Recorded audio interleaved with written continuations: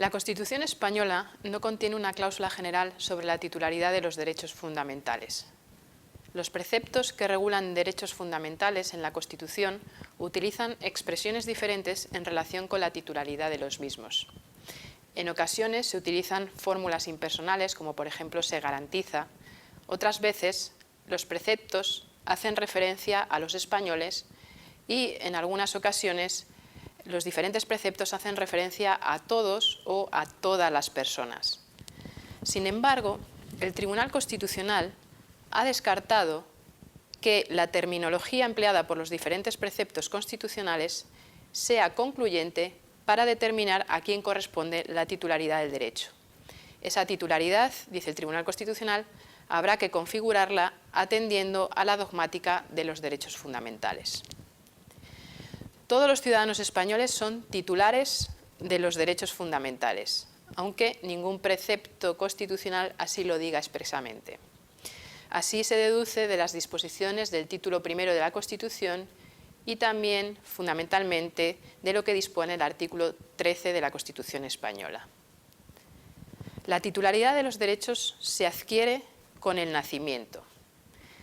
El nascituros no es titular de derechos fundamentales, aunque el Tribunal Constitucional, en su sentencia 53 de 1985, señaló que el nascituros era un bien jurídicamente protegido. La titularidad de derechos fundamentales se extingue con la muerte. Sin embargo, en el caso de algunos derechos, el Tribunal Constitucional ha reconocido que esos derechos pueden tener cierta eficacia post-mortem. Es el caso, por ejemplo, del derecho al honor. Para ejercer plenamente los derechos fundamentales, en muchas ocasiones se requiere tener plena capacidad de obrar. Los menores de edad y los declarados incapaces por sentencia judicial firme pueden ver modulado el ejercicio de esos derechos. También se puede modular el ejercicio de los derechos fundamentales en las relaciones de especial sujeción de determinadas personas respecto de la administración pública, como por ejemplo en el caso de los reclusos. En el caso de determinados derechos, además, la Constitución solo permite reclamar el ejercicio del mismo al que se halla en una posición jurídica determinada. Es el caso, por ejemplo, del empresario que no podrá reclamar el ejercicio del derecho a la libertad sindical del artículo 28. Los derechos fundamentales surgieron de la necesidad de proteger al individuo frente al Estado. Se planteó la duda de si las personas jurídicas podrían ser también titulares de derechos fundamentales. La Constitución española reconoce esa titularidad respecto de determinados derechos fundamentales. Es el caso, por ejemplo, de la libertad religiosa y de culto del artículo 16 de la Constitución. Sin embargo, ha sido el Tribunal Constitucional el que ha clarificado la situación.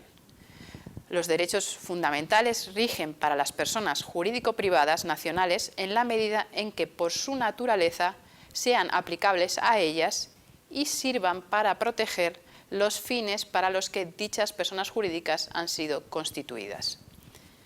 En relación con las personas jurídicas de derecho público, como detrás de su constitución se encuentran los poderes públicos, el Tribunal Constitucional les ha negado con ciertas salvedades la capacidad de ser titulares de derechos fundamentales. Les ha reconocido, eso sí, la titularidad de los derechos procesales del artículo 24 de la Constitución y la igualdad en la aplicación de la ley. En relación con la titularidad de derechos fundamentales por parte de los extranjeros, hay que acudir al artículo 13 de la Constitución española. Este artículo, en su apartado primero, dispone que los extranjeros gozan de las libertades públicas del título primero de la Constitución en los términos que establezcan los tratados y las leyes. Solo los españoles, dice el apartado segundo, serán titulares de los derechos recogidos en el artículo 23 de la Constitución, esto es, fundamentalmente, el derecho de participación política y acceso a los cargos públicos, salvo lo que, atendiendo a criterios de reciprocidad, se establezca por tratado o por ley respecto al derecho de sufragio activo y pasivo en las elecciones municipales. A pesar de la referencia del artículo 13 de la Constitución a los tratados y la ley, el Tribunal ha sostenido que los derechos fundamentales de los que los extranjeros son titulares surgen de la Constitución directamente y su configuración legal por el legislador deberá siempre respetar el contenido esencial del derecho. hay derechos que no corresponden a los extranjeros, por ejemplo, los del artículo 23 de la Constitución, y derechos que corresponden por igual a españoles y a extranjeros, cuya regulación ha de ser igual para ambos por su conexión con la dignidad humana.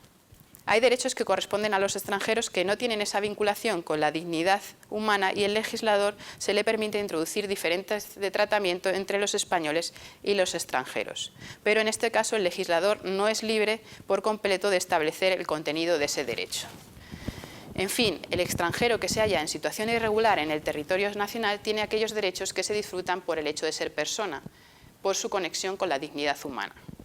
Y los ciudadanos de la Unión Europea, por causa de la ciudadanía de la Unión, tienen un régimen jurídico singular que les acerca en buena medida al régimen aplicable a los ciudadanos españoles.